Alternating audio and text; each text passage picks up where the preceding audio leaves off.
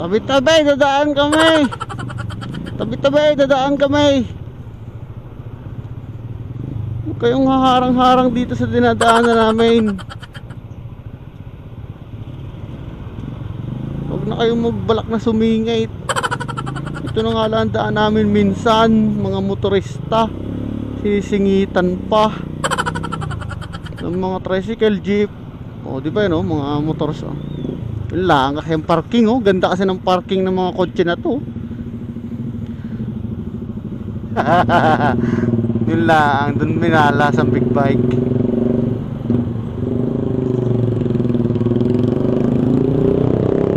Ang hindi mo abot, no? Tiklay.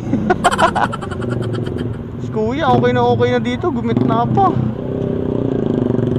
Wala ka, trip mo dyan.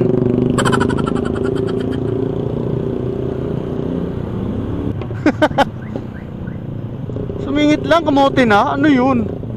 Nakabaon pa kami sa lupa. Naman na rin mga palibasa, mga hindi nagmumotor, hindi nakaka-experience, walang idea sa mga ginagawa namin. Kung bakit minsan ginagawa namin tong ganito.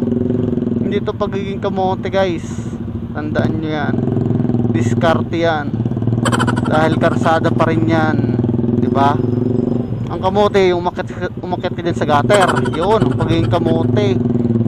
Pero yung gantong pagsingit-singit, eh hindi kamote ang pagsingit. Diskarte yun.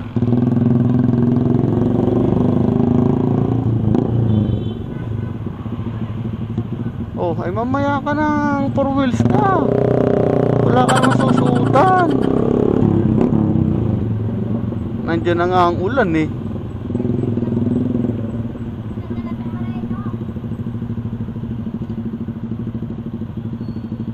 Naambon na nga, tunay na ito.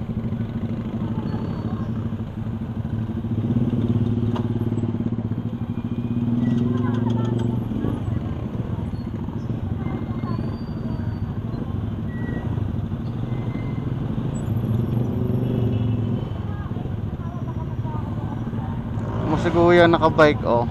Oh, di ba? Chill lang.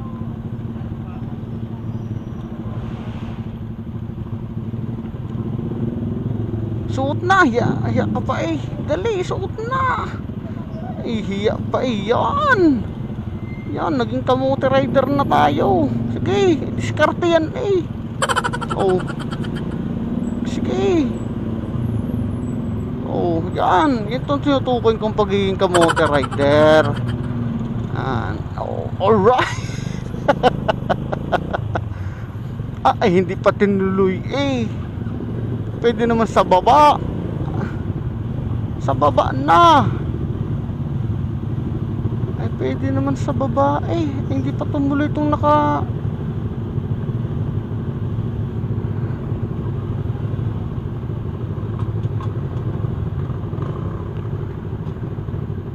Yun, nahiya din sa mga nasa likod. Nahiya din sa mga nasa likod.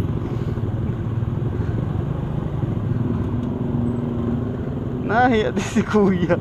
Nagdalawang isip.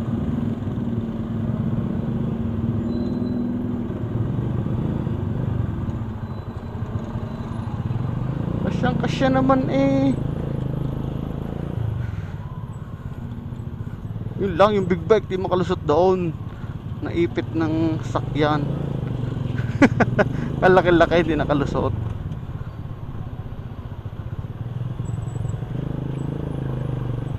Yun na, lumalakas na guys. Unahan pa tayo, sikip.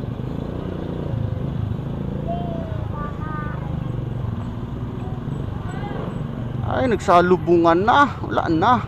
Game over na tayo dito sa exit. Wala na.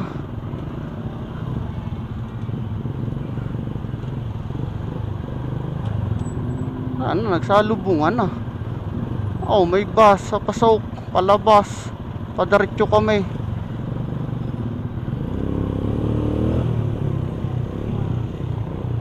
Tama nga naman si kuya, Paskong Pasko, hindi magbigayan.